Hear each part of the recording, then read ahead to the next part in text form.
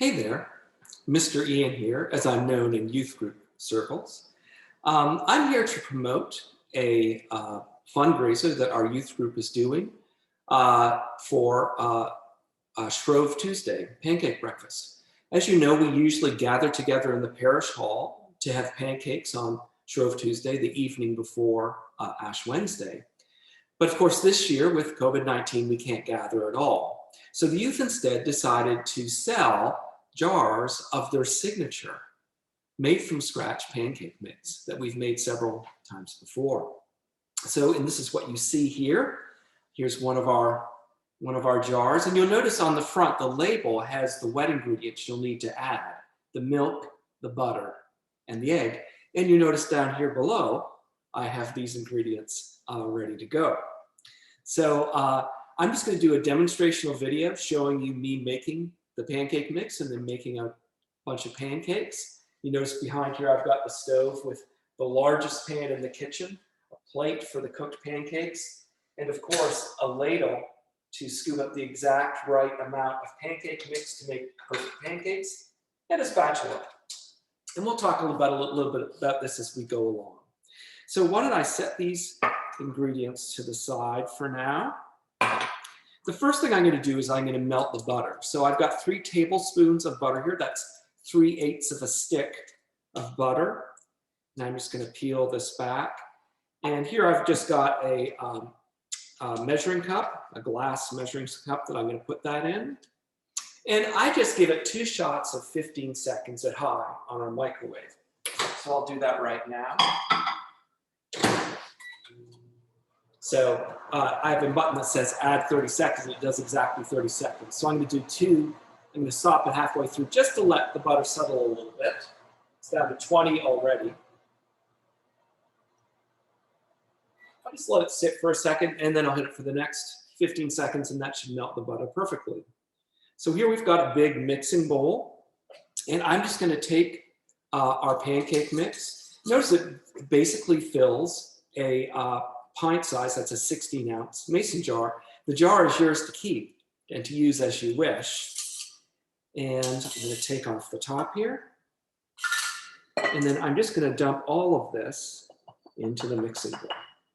And there you have it, an empty jar. I'll set that to the side. And I'm going to grab a spoon.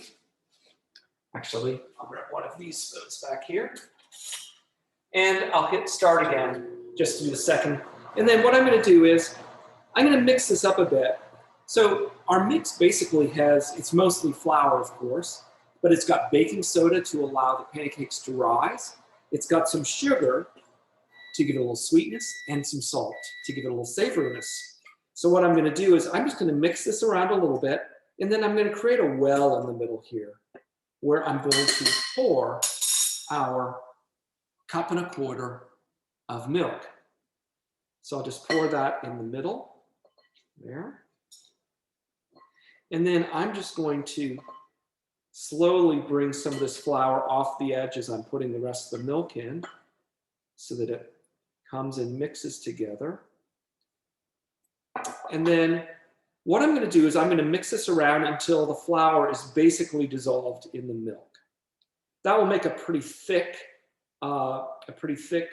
thing, because we're going to add the butter and the egg, which will thin it down even more.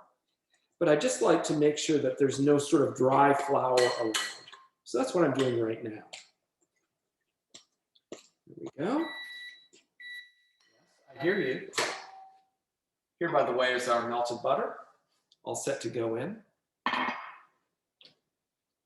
But I'm going to wait until I get the flour thoroughly mixed in. So this will just take a second. There we go.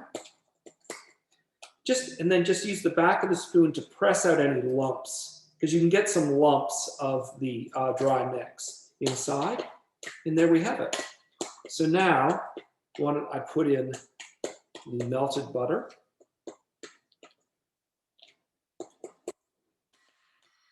This, of course, will give it the richness you have. There's nothing like real butter in any recipe, but certainly in pancakes. Dry mixes where you just add water just can't hold a candle to this. There we go. Okay. And then finally, the egg. And what I'm going to do with the egg is I'm just going to crack it open into the measuring cup where I had the milk. Put this to the side. I need a fork. Just grab one there.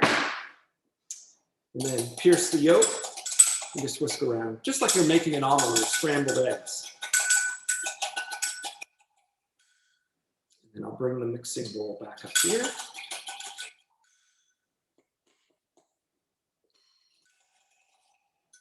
Now I'll stir the egg in.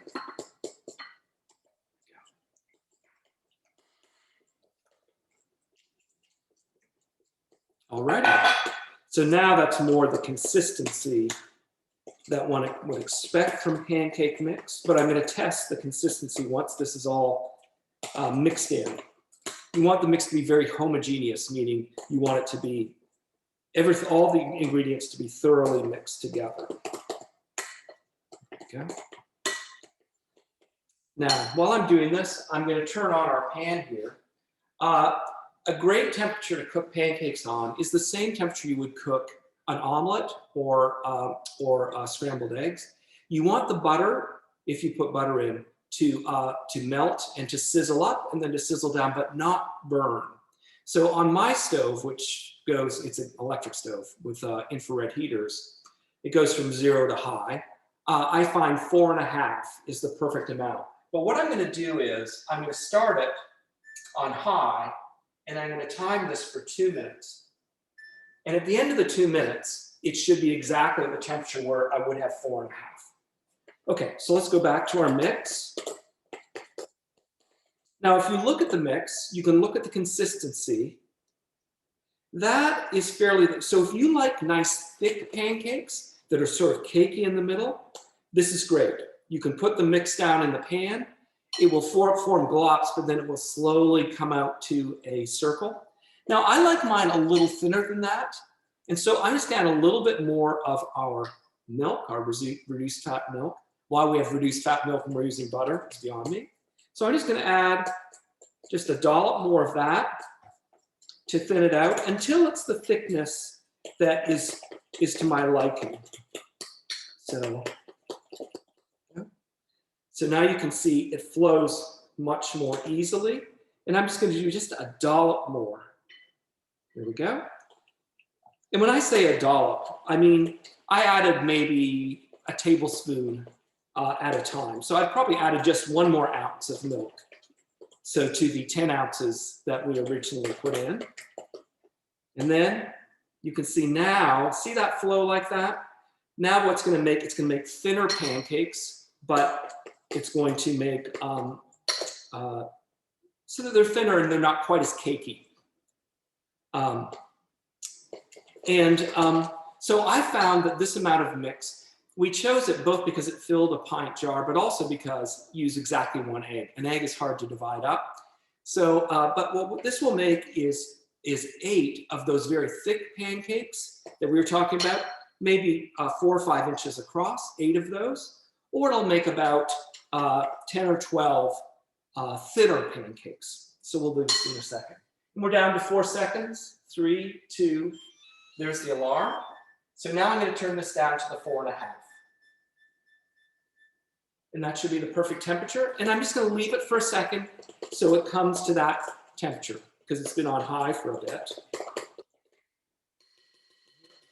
I think we're done with our mix. So I'll set that there. I'll cap this milk. And we'll bring this over to the station where we're going to be making the pancakes. Now, you can add butter to the pan, but I just usually just add a little bit of neutral oil. Essentially, the butter in the mix will provide the butteriness. You don't need the extra butter, and it might burn, which makes it so that the pancake has sort of a harsh burnt flavor. So I just use a little bit of neutral oil, literally a teaspoon for this entire pan. And I use the spatula. So here's just a little neutral oil, literally a teaspoon, just a dollop. And then I'll use the spatula just to coat the bottom of the pan. You just want to make it so when you first put the mix down, that it doesn't stick. That's all. So swirl this around. So by now the pan's at the right temperature, it's completely coated with oil. And so now I'm just going to take a little ladleful here of our mix, get it so that that comes off, and then you can hear it sizzle a little bit. Put it down there. So there's one. I make 3 in this pan. I find that works well. They don't touch each other, but they make a good 5-inch pancake. Okay. All righty. And then a key ingredient when you're making pancakes, patience.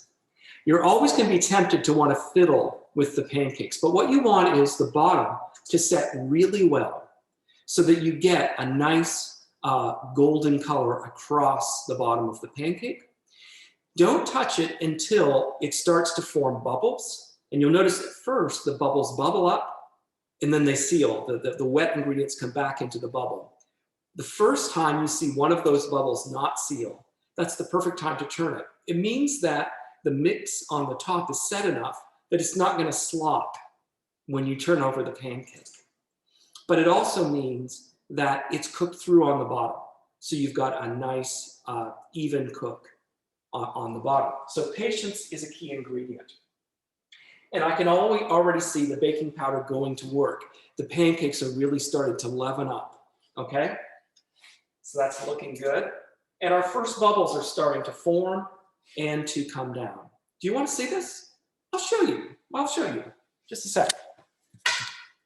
We can do this. So here are our pancakes in the pan. You can see it there. And you can see the bubbles forming. Let's see if I can get this.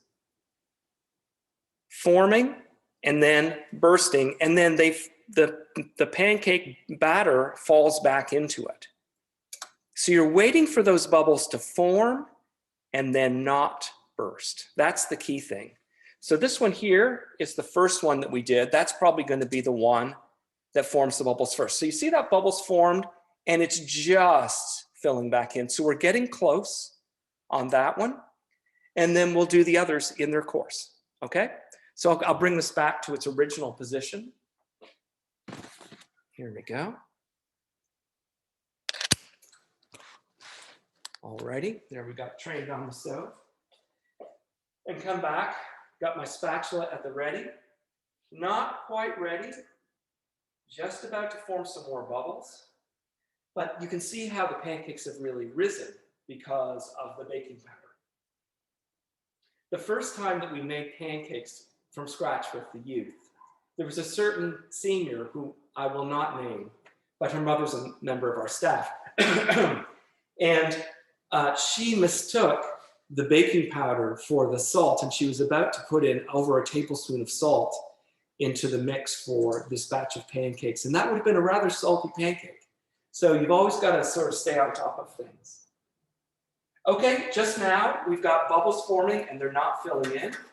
And I can get this under and turn it over. And it's a beautiful brown color on top. That's pancake number 1. Number 2 is just now ready for that.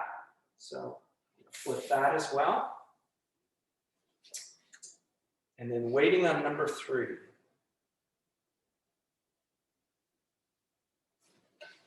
Okay, looks good. And once you flip it, right, there's not a lot more cooking to be done. Just that liquidy part on top has to cook through. So I find just a minute or 2 is fine, and that makes for sort of a perfect pancake. So we'll just give this, let's say, another minute. Now, as a Canadian, born a Canadian, I can tell you, here in the Anderson household, we only use real maple syrup. And this is actually a product of Canada. It comes from Plessisville, Quebec, which I believe is the home of the international reservoir for maple syrup. And so that's where this comes from. So, okay, they should be just about ready to come off. You could flip them over just to make sure that they're about ready. And that looks good. That looks good. And that looks good. Okay, so I'm going to take them off. Put them here in a nice stack. And I'm going to turn off the stove. I'll make the rest in a minute once I'm off air. But I just wanted to show you these beautiful pancakes, that beautiful stack of pancakes. And I'm going to come here. I'm going to add my maple syrup. Now, some people add butter as well, and you can. There's no wrong way to eat pancakes. But I find that the butter in the pancake that we've already put in there makes it so it's just fine. So let me just grab a knife. And let's dig into these pancakes. Okay, here we go. Some people like to eat them one at a time. I like a stack of 3 like this. So, oh, that is fantastic. That is just the perfect pancakes. Believe me, you will never want to make pancakes from the box again if you've had pancakes like this.